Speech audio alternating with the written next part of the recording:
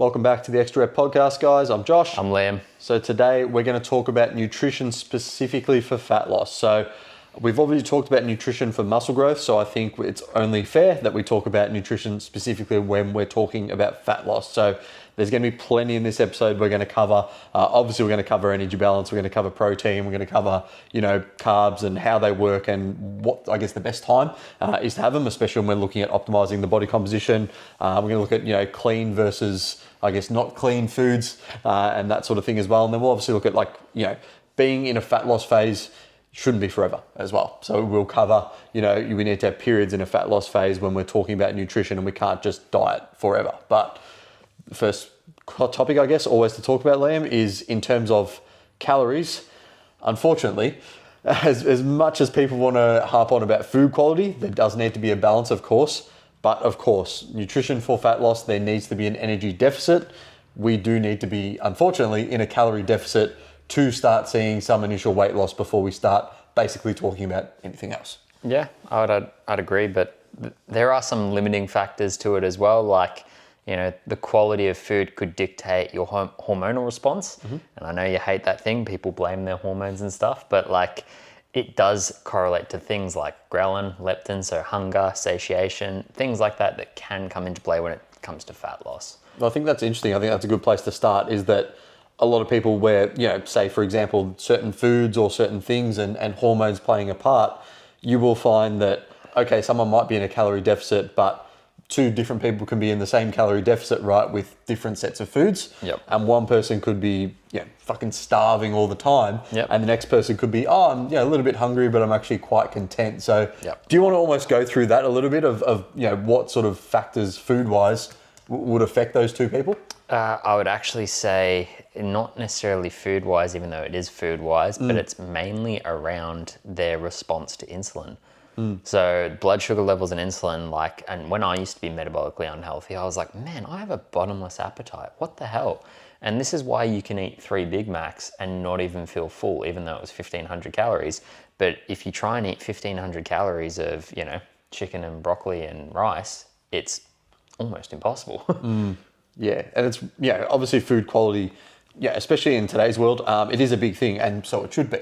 But I think a lot of people, especially with the rise of the carnivore diet and things like that, people are taking food quality to this crazy obsessive point of don't care about calories, it doesn't fucking matter, you've just got to worry about your food quality and everything else will sort of, go on top of that. And we're not saying don't worry about food quality, we're saying there needs to be an equal amount. There needs to be, okay, how can I get, I guess, the best quality of food and micronutrients inside those current dieting calories that I'm doing, because that's going to give you the best, not only the best fat loss results, but the best body composition results as well, especially when I know most of you are training in the gym as well. It honestly comes down to periods of tracking and understanding nutritional information. It's really that simple.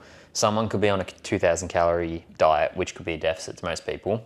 But if you broke that up into 4 500 calorie meals, and they're all, 40 grams of protein, heaps of micronutrients, and then a decent amount of carbs, which is really easy to make in 500 calories, then you'll be like, wait, I ate those 4 meals a day, I'm eating 2,000 calories, but I actually felt like I was eating a lot of volume of food. And that's when, that's a big one. It's like, a lot of people will be like, I'm always starving, and you will see, the nutrition they're having, and it's like, imagine a big plate, right? And it's like, if you're just going to cover the plate with, potentially let's just say a Macca's Big Mac, right? You're going to cover that, maybe some fries on the side, and you fill up half the plate, right? And it's like, okay, cool.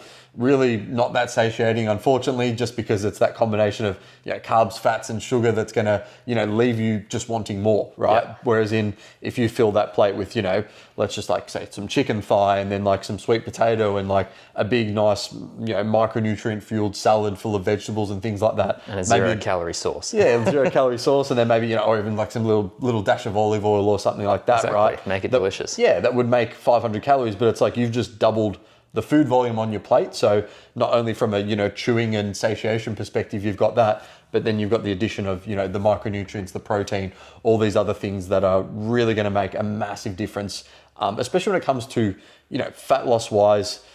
Fat loss is hard to stick to. We know that, right? So if we can try and hit the nail on the head, and I'm not saying you have to be super aggressive, but would you rather be semi-aggressive, diet for 10 weeks and get it off? Or would you rather be like, I'm just going to be the tiniest bit aggressive, but then have to diet for 20 weeks? It depends on the person. I mean, some people like the long approach because, and this will sound like a load of shit, but it's true. Some people think that losing weight slowly and longer means it's more sustainable. And I would argue against it. I'd rather you just go hard and aggressive. And then if you're working with a smart coach, we get you out of that. We get you feeling better. We actually start putting on some lean muscle mass and fueling around training and getting you metabolically healthy. You can get people where they're eating 2,500, 3,000 calories a day and they're still losing weight. And some people are like, what? How? And it's like, well, they're moving throughout the day. They're weight training hard. They're sleeping really well. They're not eating dumb shit calories. And what do you know? Body recomp. Yeah. And like I said, when you said first in the podcast, it just comes from understanding nutrition. So I think when we're talking nutrition for fat loss, especially if you've tried a fat loss diet before and you haven't understood, calories, that is something that, you need to go through a period of tracking. Like, it's just so big, and I understand people go, I don't want to do this or do that. But the reason you don't want to go through a period of tracking is because, number one, you're probably guilty because you don't realize, how you don't want to find out how many calories you're currently consuming. And number two, you think it's too hard, right? Yep. And of course, there's going to be some friction getting at an app and, putting this in or putting something on a scale, but it really actually isn't as bad as you think. And once you do it for a couple of days, it becomes a lot easier. And then you start to understand, geez, have I been having that much of this or that much of that? Yeah. And then you'll start seeing the results come through that and you go, okay, this is actually starting to make a bit more sense. That starts snowballing, fat loss starts getting easier, and you start making smarter choices. And then, when you get to a point where, maybe you've just gained a bit of body fat because you've just gone and enjoyed your life, maybe you've gone off to Europe, right, and come back, you can be like, okay, I just know I need to go back to roughly these foods, eat them a majority of the time for 2-3 weeks, and I'll be back to where I want to be. Yeah. I'll go on a little bit of a side tangent here, even though it's very relatable, but I would say people are scared to actually understand what they're putting into their body. They're scared to see the results. And look, we're scared of a lot of things, right? Like, let's say you've got a bad habit of online shopping as an emotional coping mechanism. You're scared to look at your bank account. You're scared to step on the scale because you're then accountable to your actions for all the food you've ate, however many years. When you look at your food you're eating, you've got this emotional relationship to this 300 calorie latte you get on the way to work every single morning, and that's your only source of happiness that morning. But you come to the realization, shit, that's actually a lot more than I thought. You're accountable for it. But I would argue that us as humans, right, not all of us want to change, and we all deep down know what we need to do to get better. We know that we need to track calories and understand it, right? And we have every tool in the world. It's the easiest time in the world to do it. You just pick up your phone, you scan it, you'll find an app, you'll type it into Google, you'll type it into ChatGPT, whatever it may be, you'll find the information. But it's if the individual actually wants to receive the information. Yeah. Because it can hurt. Yeah, for sure. Yeah. And I think that's when, again, we know fat loss is so much more than just nutrition in this podcast, right? Yep. It comes down to, emotional eating and there are other triggers and things like that, which obviously play a massive part.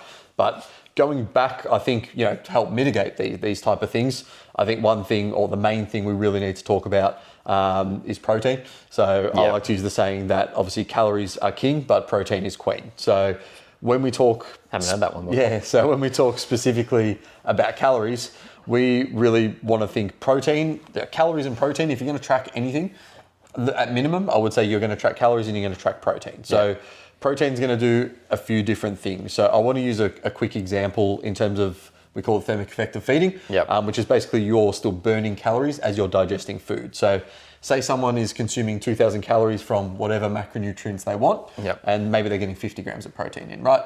And now they change it and they're having 150 grams of protein, right? That extra, what's the math? Another 100 grams of protein, another 400 calories. So that 400 calorie difference, for example, they could be burning potentially 20, 30% more from protein than other macronutrients. So, over the course of the day, it's going to make fuck all difference, right? But over the course of a couple of months and even years, it's actually going to make a big significant difference to just burning a few more calories while you're digesting food, which you're going to be eating food anyway. So why would you not want to get a bit more from protein, which is obviously going to help that. And then you've got the other two benefits, obviously, which are going to be higher satiation. So you're not going to feel like snacking in between meals. Which saves you more calories. Exactly right. And then, of course, you've got obviously retaining and building lean muscle tissue. And we will generally find the more muscle tissue we have, the less fat mass we have. So it's a bit of a triple whammy. There's a reason why everyone harps on about it. But then it also comes to, I guess, like good quality sources of protein, which I want you to touch on as well. Well, there's actually heaps of good quality sources of protein, and look, we don't need to make it complicated, right? Just, some form of meat or poultry. Eggs is really good. Whey protein powders are super convenient. Now, I won't go too deep into the nutritional information and the digestive issues and all that stuff. I don't know if you saw it. I just made a video on a specific whey protein about that. But if you're talking about that, it's good sources, right? Like, it's fine. Yes, you can get it from like plant sources and lentils and stuff, but it just makes it a lot harder because you have to eat a lot more voluminous foods to get that in. And a lot of people aren't eating like 500 grams of lentils to get their protein in. Yeah, and I think with being vegetarian as well, like what happens is you don't get what you call complete proteins. Mm-hmm. So generally they are incomplete proteins, which means they don't have a full spectrum of amino acids. And generally speaking, to build as much muscle as possible or have the protein complete, you need to have that full spectrum. So for a vegetarian, you might have to combine two different sources. So it might be like rice and beans, for example, to get a full complete amino acid profile. And I think a lot of, even vegetarians and vegans don't actually realize that. And of course, we recommend probably if you're vegetarian, unless you're really, really good and in tune with what you're doing, probably taking some sort of protein supplement. Yes. Creatine would be fantastic for a vegetarian, vegan as well. Yep. They'll light up like a Christmas tree. But not only that, right? Like, where would you be getting your B vitamins and iron from? Yeah. And look, this will be a side tangent, but I see it too often. So many times, and look, this isn't discriminating, but like I've seen that women are very susceptible to thinking that veganism is a lot healthier for them. And throughout the long term, their B vitamin, like their folate levels deplete, their iron depletes, they lose their period. They're like, what's going on? They get all these gut issues.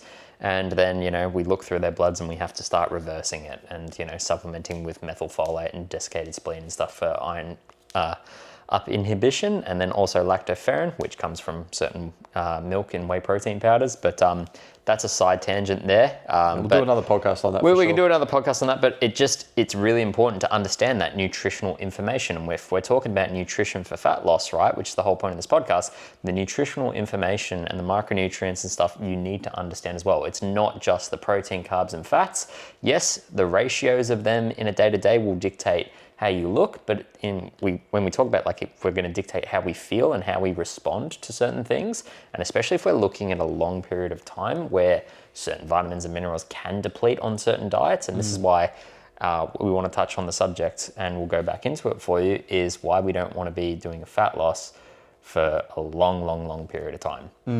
Yeah, and it's funny, like you mentioned, like I mentioned earlier, the carnivore diet, and it's like, what's that? Paul Salandino. Paul Salandino. That's the one. Yep. So long story short, he went on the carnivore, wrote a book about it, did all this, said it was amazing. Within 2 years, he got all these bloods done and he's basically like fucked. And now he's basically gone the complete opposite way. So thyroid hormone was gone to shit with the antibodies. His testosterone went to shit. He was losing his hair. All this stuff. And this is the then thing, he had to add 300 grams of carbs coming from honey to get all his markers back in. And this is the thing, it's like, all these diets, all these different things, especially when it comes to nutritional diets for fat loss, they're all going to do one thing, right? They're going to put you in a calorie deficit and they're going to try and do it in, the fastest, quick, most unsustainable way probably possible. But the problem is people get married to these diets and then they stay like that for the rest of their lives until there becomes, serious health issues or consequences. So guys, if you are going to do one of these, fad diets, it is fine to do for a period of time if that helps you eat for fat loss. Provided protein is still there, provided you're doing all the right things. But I would strongly recommend, obviously, learning to track calories, doing the right thing there, and then not staying in a fat loss phase for too long. Yeah. So do you want to talk about what happens when, like, let's say someone's been dieting for maybe like 30 weeks, right? Like, what would you see? Yeah, what would you see in the blood work that's happened there? Well, or they've been trying to, right? It wouldn't just be the blood work, right? So, blood work, you definitely see a lot of things start to deplete. You'd probably see liver enzymes increase actually just due to the oxidative stress. You'd see their inflammation markers maybe a little bit elevated. Their testosterone markers would be in the absolute gutter if someone's been dieting chronically for that low.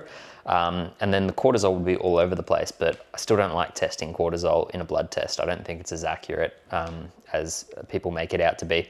Yeah, I think people can, they'll do the test and they're freaking out about the test. Yeah, so like for example, right, like your cortisol's supposed to be the highest in the morning. Yeah. And when do you get a blood test? Normally first thing. First thing in the morning. Fasted in the morning. So look, when the cortisol is actually too low, that's a red flag because it means you're not actually producing that energetical stress response in the morning that you should be.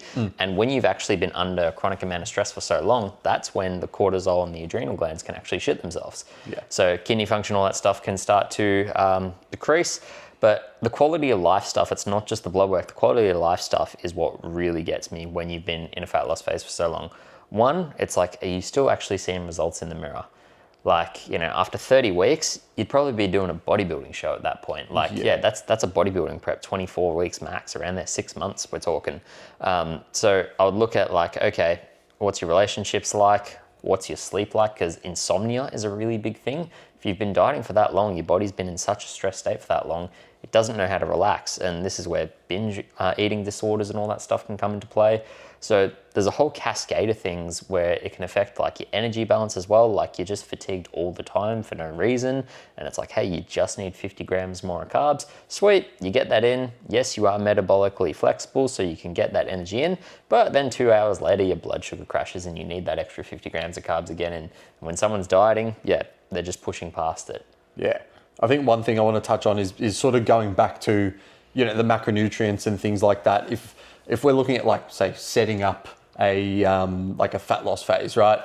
Obviously what I'd like to do is just in terms of we're purely just talking nutrition here, we're going to set protein probably around 2 grams per kilo of body weight. Can go higher, can go slightly lower. Depends on the person, what their body weight is, what they're doing, right? We probably want fats to say a minimum of what, 0.5 to 0.7, 0.8 grams, depending on the person. Depends on the gender as well. Yeah, I'd say women a little bit higher, maybe up to 1. Higher. Yeah. So let's say guys, let's say 0.7 and females up to probably 1. But you can probably go around that area. And then that last sort of part in terms of carbohydrates, I'd just fill the rest of the calories with carbs.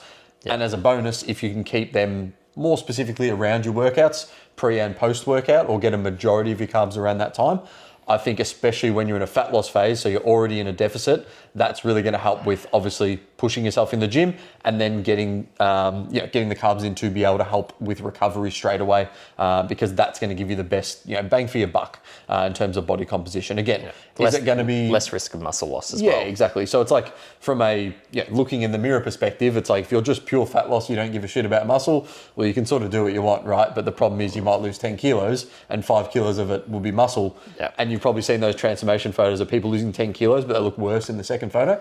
That's because they've lost a lot of lean muscle tissue and unfortunately have been dieting the wrong way and not the way I've just explained then. Oh, cool. Sorry, I'm still talking. I thought you were going somewhere from that. No, sorry. Anything else to cover? No, I think we've covered everything, right? Like, look, it's not just as simple as calorie deficit and nutrition for fat loss. There's a lot of stuff that goes into play with your specific body, like how you respond to food, your emotional relationship with food, the nutritional information with food, all that stuff. But it's like, you can't neglect doing the work and holding yourself accountable. Yeah. It's got to be done regardless when you're trying to lose fat. Yeah. You have to be accountable for your decisions. You're accountable for the information that you should know, you have access to. This is why people hire coaches. There's so many people, I had a chat to a mate a couple of weeks ago and he's like, I know if I just pay you, I'll do it. Yeah. Because he knows the information, right? Yeah. He knows exactly what he needs to do. You can go on ChatGPT now, make me a meal plan of this and get it printed out, right? Everyone knows what they need to do. They know if they've got a bad habit they've got to get rid of. They know if they're eating too much food. They know if they've got loss of control when it comes to their relationship with food. Like, they know these things, but they just need some extra motivation or whatever it may be, an extra source of accountability or support to actually get rid of it, right? Because a lot of people don't have a support network. Maybe, especially we see this in social events, right? Someone goes on a diet and all of a sudden they're the boring person because they don't want to go out and drink one weekend, or they can't go out to eat at this cafe, or they can't go out for pizza night or whatever.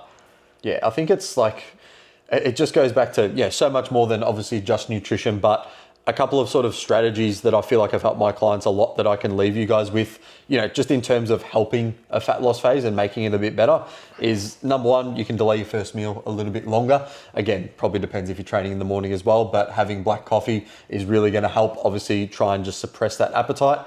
Obviously, just be careful about having it too late into the night, because then that's going to obviously impact your sleep. So I like to say 8 hours before bed. Into the night. Yeah. 8 hours before bed is ideal. So, if you can cut it off by 2 p.m, if you go to bed at 10, for example, that's probably, when you should have your last coffee. And again, we know coffee contains calories if you have it with milk and it's like a milkshake. So try and make sure it's black or just with like a little shot of milk. Another thing I would recommend, and I feel like this is it's just so big, is preparation. And like, it's not just about meal prep. It's about thinking, okay, the night before, what am I having the next day? What's my diet looking like? Because if you can't tell yourself that or have a pretty clear picture, then all of a sudden you're behind the eight ball. Shit, what do I have in the morning? What's healthy to grab? Or you're plugging stuff into MyFitnessPal. It gets to dinner and you're like, I have 300 calories because I, couldn't prepare myself and I'm not sure what's going on. Yep. So meal prep and planning ahead is massive.